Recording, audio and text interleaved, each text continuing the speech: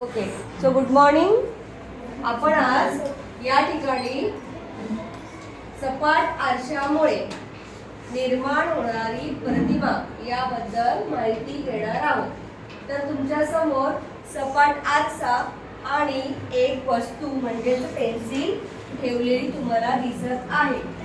तर या पेन्सिल पासून निघणारे प्रकाश किरण आरशामधून गेल्यानंतर कशा प्रकारे इमेज फॉर्म होते हे तुम्हाला दिसतंय.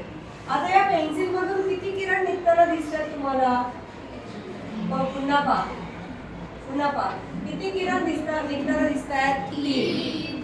जर आपण या किरणांची संख्या कमी केली तर आपल्याला या ठिकाणी दिसेल की वस्तूपासून निघणारे प्रकाश किरण कुठपर्यंत जातात? आरशापर्यंत जातात आणि आरशापासून पुन्हा मागे फिरतात. तुम्ही पुन्हा एकदा पहा, लक्ष द्या. प्रकाश किरण वस्तूपासून निघतात. समोर स्क्रीनवर पाहायचं. वस्तूपासून प्रकाश किरण निघतात आणि आरशापासून परावर्तित होतात. पहा पुन्हा एकदा. दिसतंय तुम्हाला? आता ही जी प्रतिमा आहे ही प्रतिमा कुठे तयार झाली आहे सांगा बरं? कुठे तयार झाली आहे? आरशाच्या आत, आरशाच्या मागे, आरशाच्या पुढे. कुठे? आरशाच्या मागे. किती मागे? जितक्या अंतरावर आपण पेन्सिल ठेवलेली आहे तितक्याच अंतरावर तुम्हाला दिसते. पण पुन्हा एकदा पहा किती अंतरावर दिसते.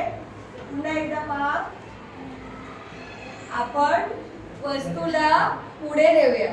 पहा तिकडे स्क्रीनवर वस्तूची जर आपण जागा अशा प्रकारे पुढे पुढे पुढे नेल्यानंतर तुम्ही पाहू शकता की वस्तूचं आरशापासूनचं अंतर आणि या प्रतिमेचं आरशापासूनचं अंतर याच्यामध्ये काय फरक आहे? काय फरक आहे?